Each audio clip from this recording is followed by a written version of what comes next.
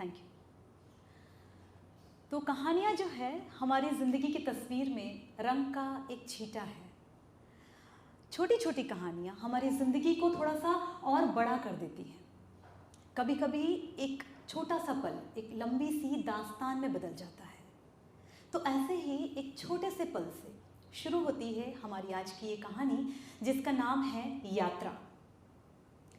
तो कहानी कुछ इस तरह से शुरू होती है कि एक लड़का है, उदास, निराश, हताश सा।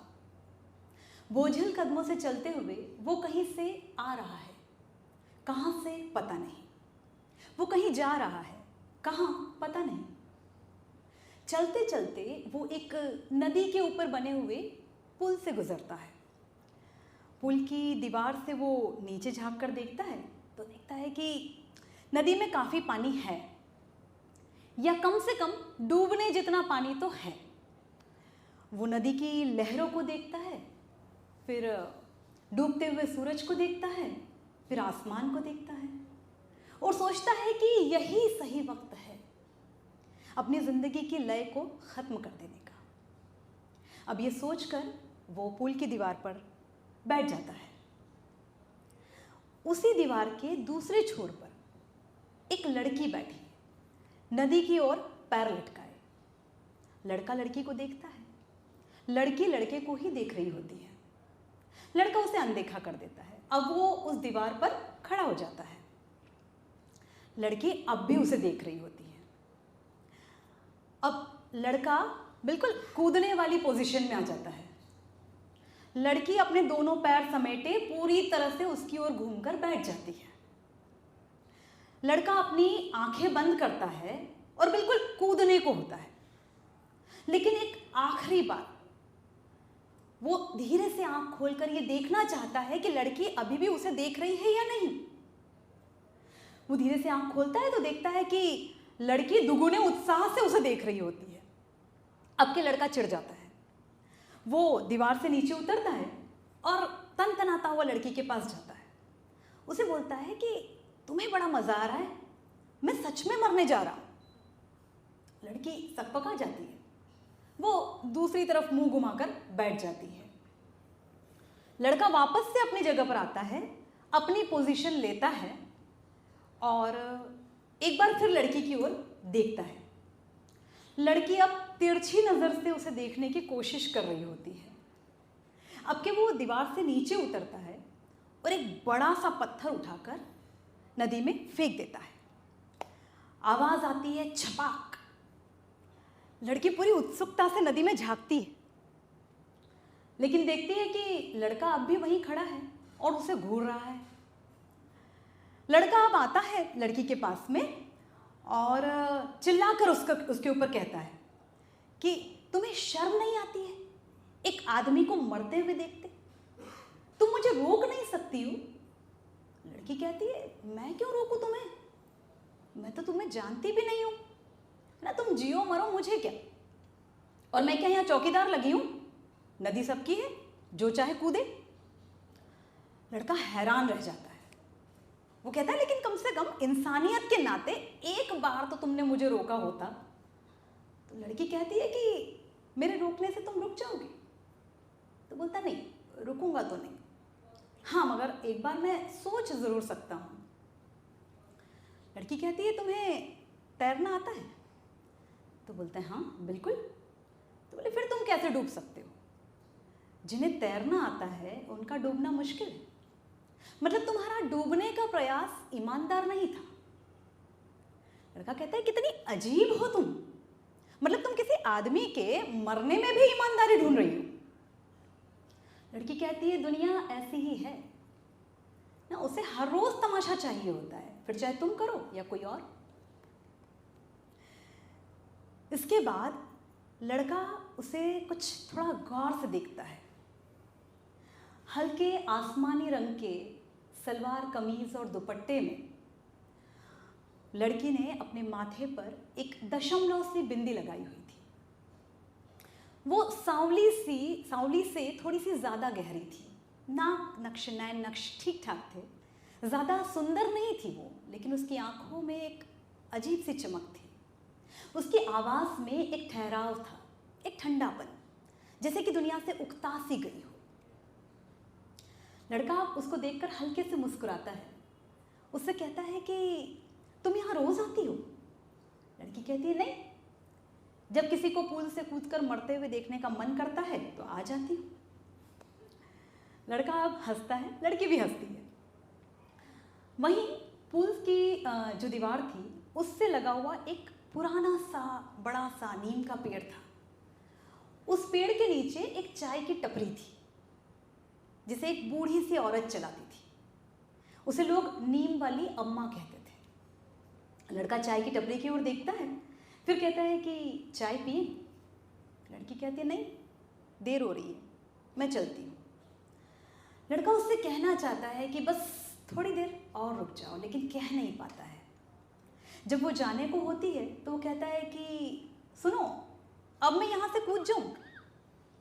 तो लड़की कहती है नहीं, रुक जाओ, पहले डूबना सीख लो।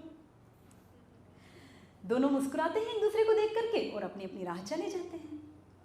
अब कई दिनों के बाद लड़की को सोशल मीडिया पर एक कविता नजर आती है जो कि बहुत पॉपुलर होती है, जिसको वायरल होना कहते हैं ना, वैसी कविता की पंक्तियां कुछ यूं थी कि नदी के उस छोर पर तुम मेरी प्रतीक्षा करना, नदी के उस छोर पर तुम मेरी प्रतीक्षा करना, मैं फिर लौटूंगा डूबने के लिए। नदी के उस छोर पर तुम मेरी प्रतीक्षा करना, मैं फिर लौटूंगा डूबने के लिए। तुम्हारी आंखों के काजल से खींची हुई वो लकीर हर बार रोक देती है मुझे उस पार जाने से।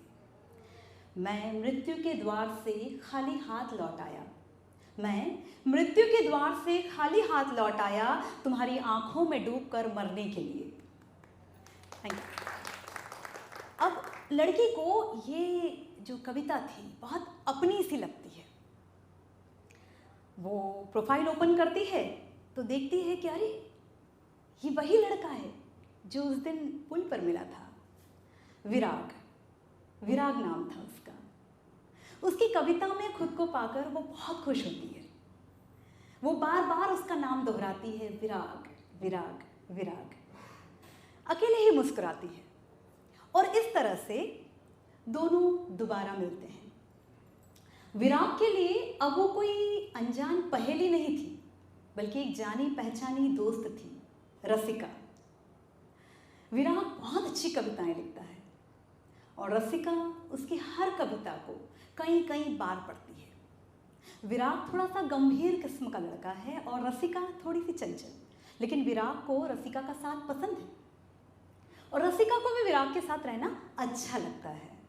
हालांकि दोनों में रोज़ बातें नहीं होती है, रोज़ मिलते भी नहीं हैं दोनों, लेकिन मिलने की तमन्ना हर रोज़ उनके मन में रहती है और उनके मिलने का ठिकाना भी तय था। वो लोग उसी पुल पर मिलते जहाँ वो पहली बार मिले थे। वो जब मिलते तब नीम वाली अम्मा के यहाँ पर जाते और पहले चाय पीते। अम्मा उन दोनों को साथ में देखकर बहुत खुश होती। दोनों चाय पीते, अम्मा से बतियाते और उसके बाद सीढ़ियों से उतरकर नीचे नदी की रेत पर जाकर के बैठते और देर तक बातें किया करते। विराग के पास में बहुत सारी कविताएं थी और रसिका के पास में अपनी ज़िंदगी के बेशुमार किस्से थे। रसिका के लिए ये ज़िंदगी का सबसे खूबसूरत समय था। अब एक दिन विराग ने उससे पूछा कि अच्छा सच बताना, तुम उस दिन वहाँ ऊपर ब्रिज पर क्या कर रही थी?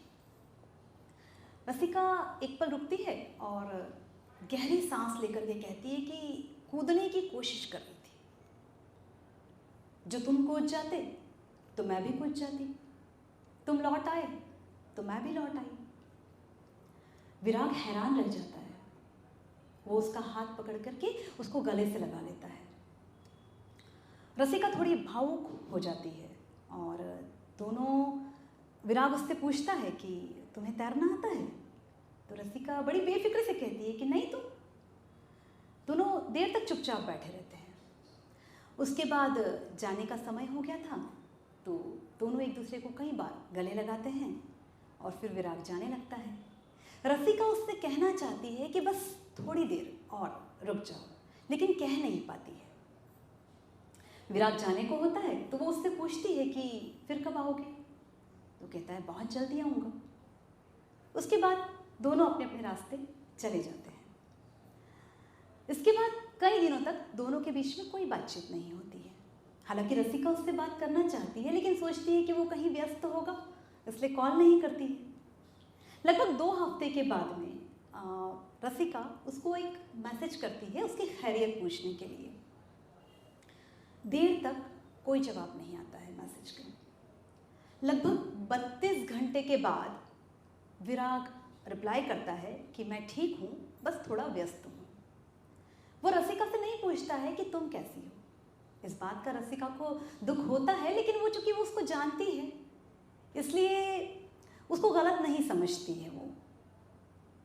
अब कई दिन हो जाते हैं दोनों के बीच में, बस ऐसे ही थोड़ी कुछ बातचीत होती है। रसिका हर रोज़ न जाने कितनी बातें जमा करती कि जब विराग मिलेगा तो उसको बताऊंगी, लेकिन दोनों के बीच बात हो नहीं पाती। विराग उतनी ही बात करता जितनी वो करती, और धीरे धीरे दोनों के बीच बातों का सिलसिला कम होते होते खत्म हो गया।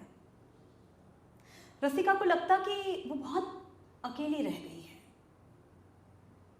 वो एक सवाल जो था वो उसको बहुत परेशान करता था कि आखिर ऐसा क्या हुआ, आखिर वो अचानक उसको छोड़कर क्यों चला गया। वो उसकी तस्वीर देखती और उसको चूमती, वो उसका स्पर्श नहीं भूल पा रही थी। वो अपने कंधे पर उसका हाथ महसूस करती थी। कई दिनों के बाद में विराग ने कई दिनों तक उससे बात नहीं की और रसिका उसका इंतज़ार करती रही। उसके इंतज़ार में रसिका अक्सर उसी जगह पर पहुंचती जहां वो मिले थे। वो कई बार पुल पर जाती और सोचती कि शायद विराग यहाँ से कभी गुजरे और एक आखिरी बार मैं उसको देख लूँ। लेकिन उस दिन के बाद विराग कभी वहाँ से गुजरा ही नहीं। हाँ, वो अब भी प्रेम कविताएं लिखता था। रसिका उसकी कविताएं पढ़ती थी, लेकिन वो देखती है कि उसकी कविताओं से भी वो जा चुकी है। फिर एक दिन रसिका ब्रिज पर उसी जगह पर जाती है जहाँ पर उस दिन विराग बैठा था, और नदी की ओर पैर लटकाए बैठ जाती है। वो नदी की लहरों को देखती है, डूबते हुए सूरज को देखती है, आसमान में दूर तक फैले हुए सिंदूरी उजास को देखती है और कुछ सोचती है। वो दूसरी तरफ देखती है तो नीम वाली अम्मा ब्रिज के दूसरे छोर पर से उसको टकटकी लगाए देख रही होती है। रसिका अम्मा को देख करके नीचे उतरती है और जा करके उनसे मिलती है। अम्मा उसको देख करके उदास हो जाती है, लेकिन उससे कुछ पूछती नहीं है। वो उसके लिए एक कप चाय बनाती है और उसके पास में बैठ जाती है। रसिका उससे पूछती है कि अम्मा तुम थकी नहीं अकेले रहते रहते? तो अम्मा कहती है कि नहीं, तो ये पेड़ भी तो कितने सालों से खड़ा है, ये भी तो नहीं थका है। रसिका उठती है और रेडियो का वॉल्यूम बढ़ाती है। रेडियो पर रसिका की आवाज़ गूंज रही होती है। रसिका की कहानी रेडियो पर चल रही होती है कि प्रतीक्षा करते करते कभी कभी हम भूल जाते हैं कि जीवन प्रतीक्षा नहीं है बल्कि यात्रा है। स्मृतियाँ हमारे इस यात्रा में हमारे समानांतर चलती रहती हैं। स्मृतियाँ जीवन नहीं हैं बल्कि जीवन का एक हिस्सा है। रसिका की आवाज़ रेडियो पर सुनकर अम्मा मुस्कुराती है, रसिका भी मुस्कुराती है। कहानी खत्म होती है और अम्मा ताली बजाती है, रसिका की बलाइयाँ लेती है, रसिका उनको गले से लगा लेती है। धीरे से रसिका ब्रिज की ओर देखती है, पुल की ओर देखती है, एक गहरी सांस लेती है, आंखें बंद करती है और आंखें खोलते हुए धीरे से कहती है कि मैं प्रतीक्षा नहीं यात्रा हूँ। Thank you so much.